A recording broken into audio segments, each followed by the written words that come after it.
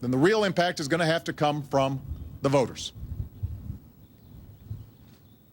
To all the people who supported this legislation, law enforcement and responsible gun owners, Democrats and Republicans, urban moms, rural hunters, whoever you are, you need to let your representatives in Congress know that you are disappointed and that if they don't act this time, you will remember come election time. To the wide majority of NRA households who supported this legislation, you need to let your leadership and lobbyists in Washington know they didn't represent your views on this one. The point is, those who care deeply about preventing more and more gun violence will have to be as passionate and as organized and as vocal as those who blocked these common sense steps to help keep our kids safe. Ultimately, you outnumber those who argued the other way.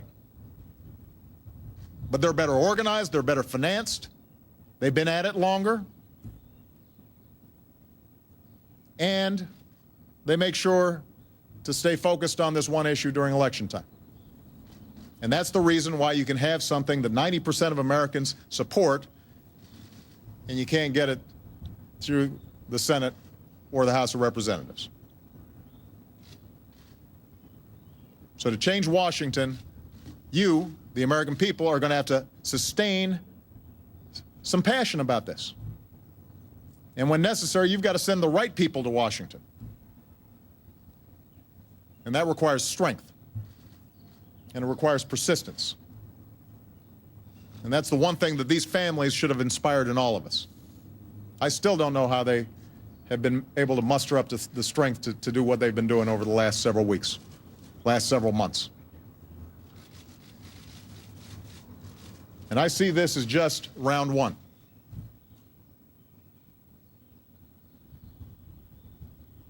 You know, when Newtown happened, I met with these families and I spoke to the community and I said,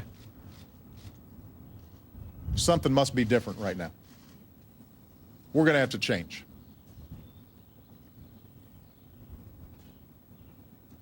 That's what the whole country said.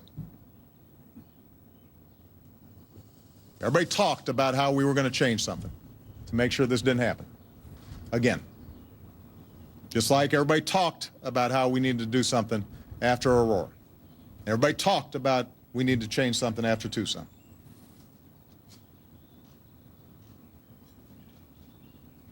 And I'm assuming that the emotions that we've all felt since Newtown, the emotions that we've all felt since Tucson and Aurora and Chicago, the pain we share with these families and families all across the country who've lost a loved one to gun violence, I'm assuming that's not a temporary thing.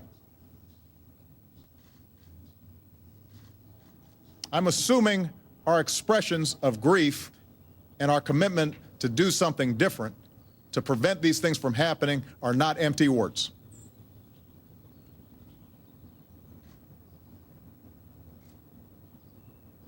I believe we're going to be able to get this done. Sooner or later, we are going to get this right. The memories of these children demand it, and so do the American people. Thank you very much, everybody.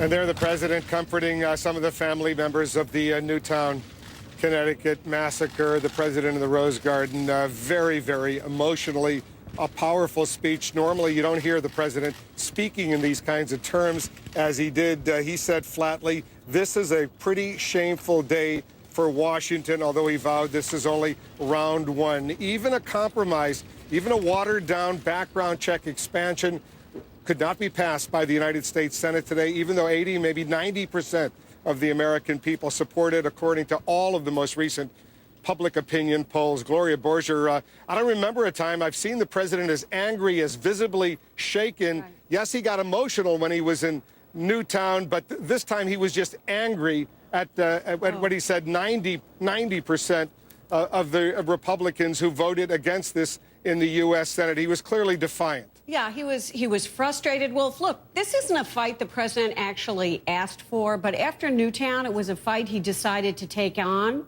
And I think you heard how passionate he is about this and the frustration with Washington, saying things like, who are we here to represent? And he was blindly referencing Senator Rand Paul, who at one point made a comment this week that the Newtown families were being used as so-called props.